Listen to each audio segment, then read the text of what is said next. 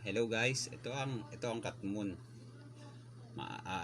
Dito meron tayo dito sa Sampaloc, kaya ang pagbabalat nito, kung dito mo siya kukunin, magagamit para rin siyang bulaklak. Layered. Mahirap.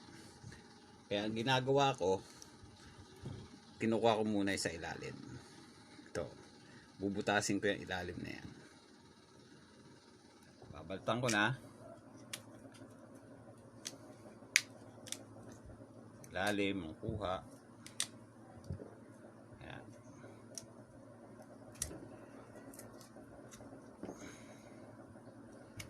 Kikita mo yung laman, yan na yung meat niya.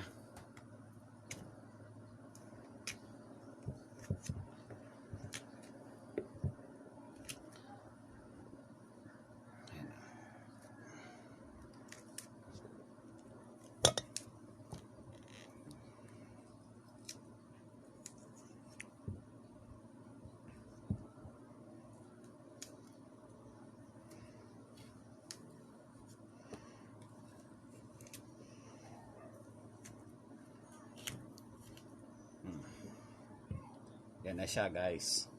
Tapos ang pinakahibla niya, ito pa yan.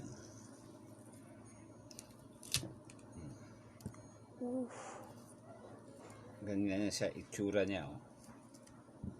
Parang orange. Sabi parang orange.